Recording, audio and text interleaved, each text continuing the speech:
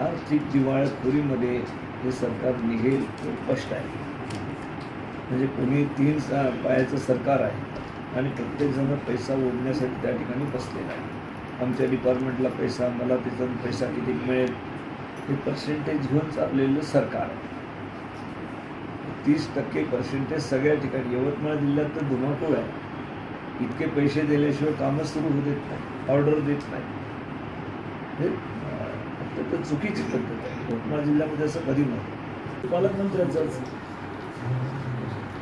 तुम्ही लिहू शकता का पालकमंत्र्याचं पाठबळ? मी बोललो ना, उघड बोलतो. त्यांनी तुम्ही काढा ना, आता त्यांच्याकडे डिपार्टमेंट होतं माझं, आताही आहे. त्या डिपार्टमेंटचे एकाच कॉन्ट्रॅक्टरला त्यांनी कामं दिली.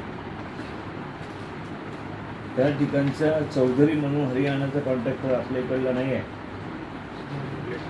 त्याला किती कोटी रुपयाचे कामं दिले. आपल्या इथले सगळे पॉप्युलरवाले आणि कामं मागणारे तसेच पडून राहिले. नाला ट्रेनिंगची आणि ही कामं एकाला तुम्ही 500-700 कोटी रुपयाची कामं देता आणि मातीची कामं सगळी. त्यातून किती पर्सेंटेज दिलं तुम्हाला कळत नाही का? त्या एका प्रकरणात आहे. त्या तुम्ही काढा. पण नाला ट्रेनिंगचे कामं का म्हणून घेतं पण तेही कळत नाही. तुम्ही आपण मध्याला जे त्या ठिकाणी डोह लागत होते, त्या डोहाचं पाणी विहिरींना यायचं आपल्या इकडचं. तुम्ही गावात कुठल्या गेलं, कोणत्या डोहाचं पाणी आहे म्हणून विचारतात. चांगलं पाणी लागलं, कोणत्या डोहाचं आहे? आता हे संपूर्ण नाले नद्या सरळ करून राहिले फक्त पॉप्युलरला कामं देण्याकरता, कॉन्ट्रॅक्टरला कामं देण्याकरता. का देऊन राहिले? सरळ सरळ आहे का? म्हणजे